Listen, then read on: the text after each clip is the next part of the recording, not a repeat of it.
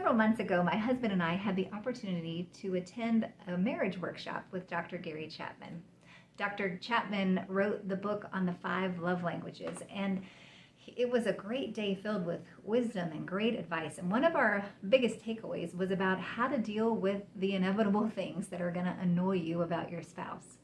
And Dr. Chapman very wisely suggested that in the moment of annoyance, to not say anything, but to wait until another time, a quiet time, to approach your spouse to talk about this thing calmly that annoys you, and to start the conversation by saying this: are you ready for a criticism?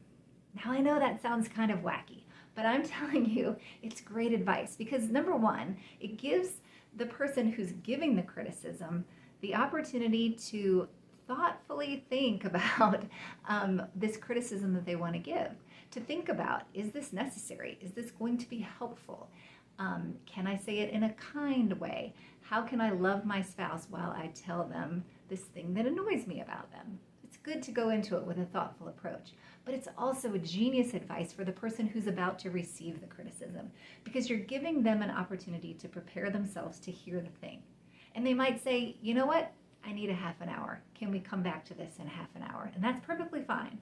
But giving them a chance to humble themselves, to recognize there's something I need to hear about myself from a person who loves me, and it may sting a little bit to hear it, but I need to hear this thing and I've got to prepare myself to hear it.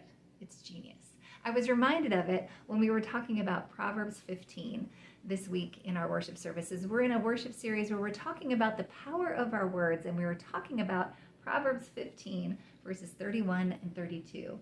And it says, whoever heeds life-giving correction will be at home among the wise. Those who disregard discipline despise themselves, but the one who heeds correction gains understanding. I encourage you to spend some time with this scripture because it's really important that we understand that sometimes we need life-giving correction. We need to be corrected sometimes. And it's a good thing, and it leads to wisdom and to understanding. And so even though it may sting in the moment, we need to be willing to receive correction that is for our good. And so I just encourage you today to go to God with that question. Am I willing? Am I ready to receive correction? What correction do I need to hear from your word, from your spirit, from people who are walking this journey with me of becoming more like Christ, from people who I trust, people who I know love me and have my best interests at heart? What do I need to hear that may sting a little bit, but is ultimately for my good, to make me more wise, to make me more understanding, and to make me more like Christ? Am I ready to receive a criticism? Is my heart humble and open to receive what you have for me today, God? Let's go to him with that question. Spend time in this word, and I just encourage you in that today.